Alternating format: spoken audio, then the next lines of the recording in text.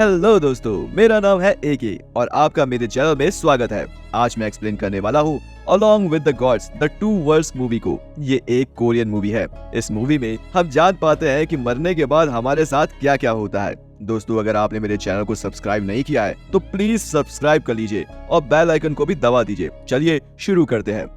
ये आदमी एक फायर फाइटर है। एक दिन ये बच्ची को बचाने के चक्कर में एक बिल्डिंग से नीचे कूद जाता है और रस्सी में आग लगने के कारण रस्सी टूट जाती है और फिर वो नीचे गिर जाता है, मगर इस आदमी को कुछ नहीं होता है और बच्चा भी सही सलामत होता है। बच्ची अपने परिवार के पास जाती है। फिर ये आदमी उस बच्चे के पास जाकर उसका नाम पूछता है, मगर उसकी बात का कोई कुछ जवाब नहीं देता। ऐसा लगता है कि उस आदमी को कोई देख ही नहीं पा रहा है। इस आदमी को कुछ समझ नहीं आता। तभी पीछे से इसको आवाज आती है, किम कहकर। इसका नाम किम है और ये पीछे मुड़ के देखता है तो एक आदमी और एक लेडी इसको देखकर स्माइल कर रहे हैं। अब किम जब दूसरी तरफ देखता है तो उसको अपनी बॉडी दिखती है। अब किम को समझ में आता है कि वो मर चुका है और जिस किम को हम देख रहे हैं वो उसकी आत्मा है। अब वो लेडी और वो आदमी किम के पास आते हैं और वो लेडी किम को बताती है कि तुम एक महान आत्मा हो और ये बहुत कम लोगों के अंदर पाया जाता है। और वो लेडी किम को बताती है कि तुम्हें 60 ट्रायल से गुजरना होगा और ये सब तुम्हें 49 डेज के अंदर करना होगा। अगर तुम ये सब ट्रायल को पास कर लेते हो तो तुम्हारा फिर से पुनर्जन्म होगा। ये लेडी किम को ये भी बताती है कि हम एंजल हैं। दरअसल ये 3 एंजल हैं। 2 एंजल आत्मा को इस दुनिया से लेकर जाते हैं और तीसरा एंजल इनका बॉस जो इन लोगों को दूसरी दुनिया में इंतजार कर रहा है। इस लेडी एंजल का नाम सी है और जो इनके साथ था उसका नाम बी है और इनके बॉस का नाम एंजल ए है। किम अब अपनी मौत को अपना नहीं रहा था और वो अपनी माँ से मिलना चाहता था। तभी आसमान में एक पोर्टल ओपन होता है, यानी कि दूसरी दुनिया का दरवाजा, जो किम के आत्मा को अपने अंदर खींच लेता है। अब सीन चेंज होता है और हमें दिखाया जाता है कि दूसरी दुनिया में किम पहुंच जाता है। वहाँ किम की तरह बहुत सारी आत्माएं थी, लेकिन किम का बहुत अच्छी तरह से वेलकम किया जाता है क्योंकि किम की आत्मा एक महान आत्मा थी। अब किम को साइड ट्रायल के लिए ले जाया जाता है और सबसे पहले किम को हेल ऑफ मर्डर में पेश किया जाता है। यहाँ पर उन लोगों को लाया जाता है जो लोग मर्डर करते थे या जिसकी वजह से कोई लोग मारे जाते थे।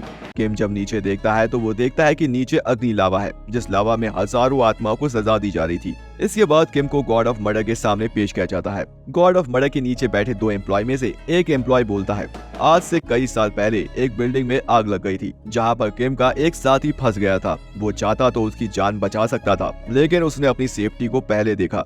इसकी वजह से उसके दोस्त की जान चली गई। वहीं पर बैठा दूसरा एम्प्लॉय बोलता है, ये एक मर्डर है, इसके लिए किम को 50 साल तक दहकते हुए लावा में डाल देना चाहिए।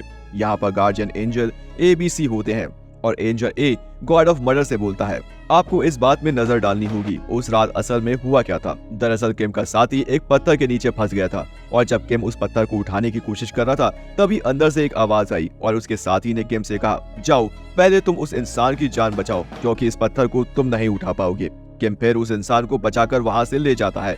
उस रात किम ने 8 जान बचाई थी, मगर वो अपने साथी को बचा नहीं पाया। ये सब सुनने के बाद गॉड ऑफ मर्डर कहते हैं कि किम बेकसूर है और उसे छोड़ दिया जाता है और ये चारों के चारों अब किम को अगले ट्रायल के लिए नाव से जाते हैं।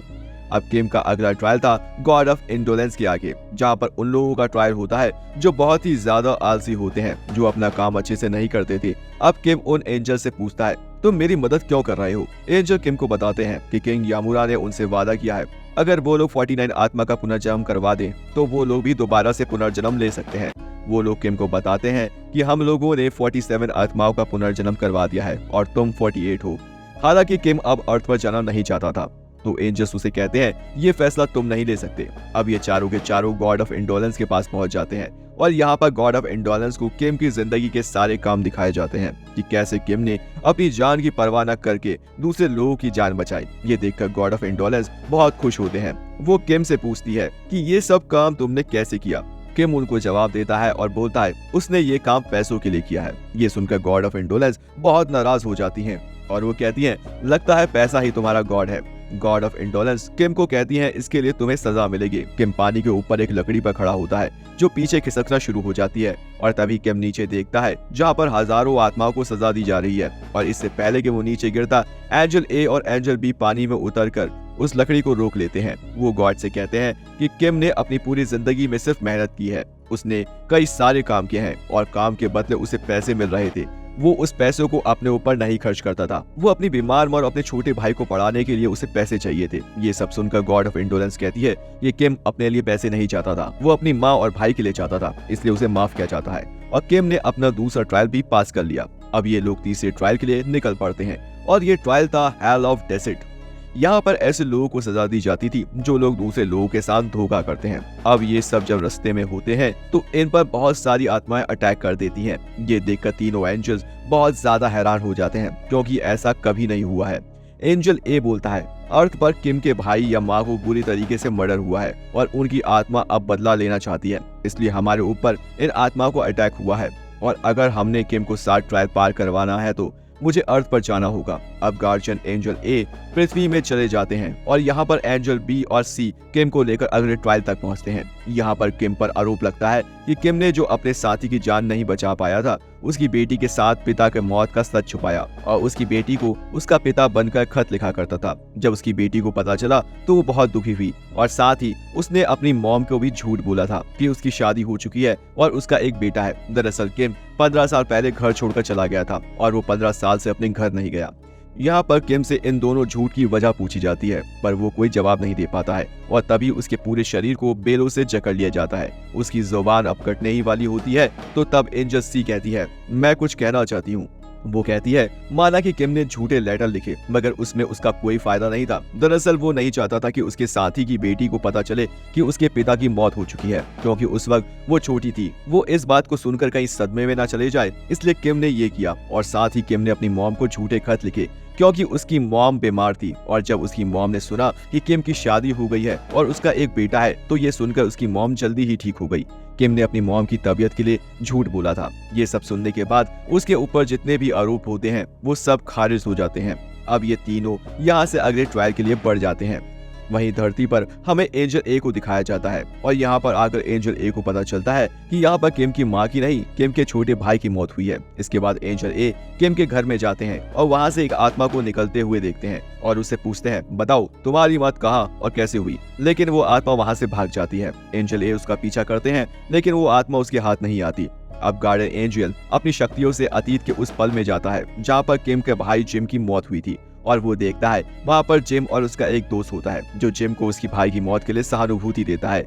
वो दोनों एक दूसरे के गले लगते हैं और तभी जिम के दोस्त की बंदूक से गोली चल जाती है जिससे जिम घायल हो जाता है। फिर जिम का दोस्त भाग के अपने सीनियर को यहाँ लाता है और जब तक वो लोग यहाँ आते हैं तब तक जिम की मौत हो चुकी है।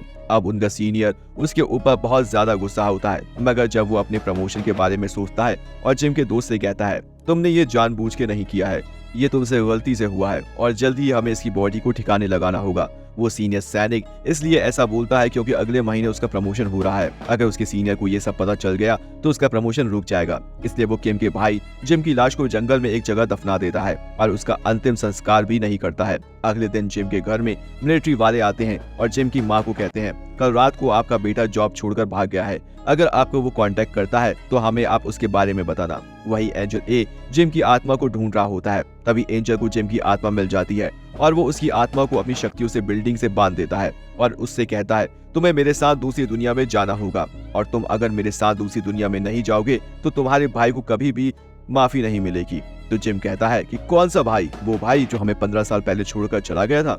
मैं किसी भाई को नहीं जानता और मैं तुम्हारे साथ नहीं जाऊंगा। मैं अपनी मौत का उन लोगों से बदला लूंगा क्योंकि जिस वक्त उन लोगों ने मुझे दफनाया था उस वक्त मैं जिंदा था और उन लोगों ने मुझे जिंदा ही दफना दिया। और जब एंजल ए ये सब बातें सुनते हैं तो उनको अपना पास याद आ जाता है।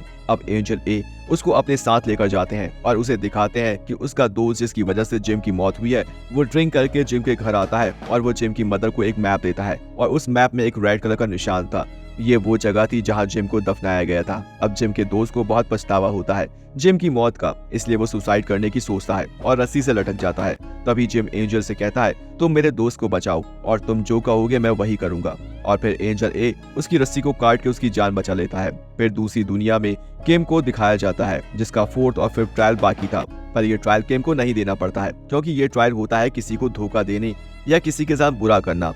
अपनी जिंदगी में किम ने ऐसा किसी के साथ नहीं किया, इसलिए उसे इस ट्रायल का सामना नहीं करना पड़ता है। अब किम का 6th ट्रायल होता है और वो होता है हेल ऑफ वायलेंस में। अब जब ये तीनों हेल ऑफ वायलेंस में पहुंचते हैं तो किम पर इल्जाम लगता है कि एक दिन किम ने अपने छोटे भाई को बुरी तरह से मारा था। तो किम इस पर कुछ नहीं बोल पाता, तो हेल ऑफ वायलेंस उसको सजा देता है। तब एंजल बी और एंजल सी एंजल ए से बात करते हैं और वो बताता है कि किम को सजा हो रही है। तो एंजल ए उनको बोलता है कि तुम लोग ये रिक्वेस्ट करो कि फाइनल में ही किम का फैसला सुनाया जाए।